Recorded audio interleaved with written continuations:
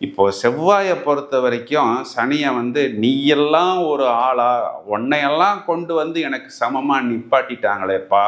பிரகாஷ்ராஜ் ஒரு படத்துல சொல்லுவாரு, டேய் நீ எல்லாம் என் லிஸ்ட்லயே இல்லடா, எப்படிடா நீ எல்லாம் உள்ள என்கிட்ட மாட்டினன்னு சொல்லுவார். அதை போன்ற ஒரு அமைப்பு தான் இந்த செவ்வாய் என்ற கிரகத்திற்கு சனி மேல் உண்டு. 4ஆம் அதிபதி 2ஆம் வீட்டில் வந்தா என்ன அர்த்தம் அப்படின்னா, இடம் பூமி சம்பந்தப்பட்ட விஷயத்துல நமக்கு லாபம், அபிவிருத்தி.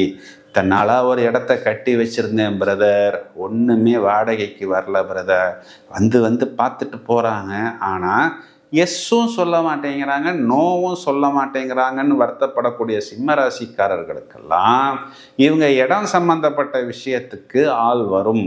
அது வாடகையா இருந்தாலும் சரி, விலைக்கா இருந்தாலும் சரி, ஆள் வரும். கூடவே ஏதாவது ஒரு கண்ணுக்கு தெரியாத சிக்கலும் வரும். எப்படி வரும்?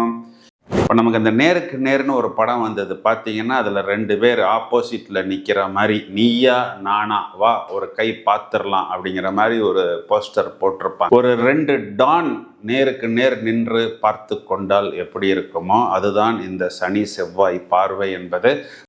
ஸோ அந்த நேரத்தில் நம்ம வாடகைக்கு ஆள் வருதுன்னு நம்மளும் ஆர்வமாக வீட்டையோ இடத்தையோ கொடுத்துருவோம். பின்னாடி வரக்கூடிய சிக்கல் அப்படிங்கிறது வேலியில் போகிற ஓனானை தூக்கி மடியில் போட்டுக்கிட்ட கதையாயிடும். 9ஆம் அதிபதி 2ஆம் வீட்டில் வரும் பொழுது அந்த அப்பாவுடைய சொத்துக்களை எடுத்துக்கொள்வது, அப்பாவுடைய வியாபாரத்தை எடுத்து நடத்துவது, இதிலெல்லாம் கொஞ்சம் கூடுதலான பிரச்சனைகள் என்பது ஏற்படும். சரி, எனக்கு ஒரு சான்ஸ் கிடைக்கும் பொழுது உனக்கு நான் என்னென்ன ஆப்பு வைக்கணுமோ எல்லா ஆப்பையும் மொத்தமாக வைக்கிறதுக்கு நான் தயாராக இருக்கிறேன்னு இந்த சனி என்ற கிரகம் வாய்ப்பு கிடைக்கும் பொழுது காரக பாவகத்துவ அடிப்படையில் இந்த செவ்வாயை தன்னால் முடிந்தவரை பழி வாங்கி விடுவார்.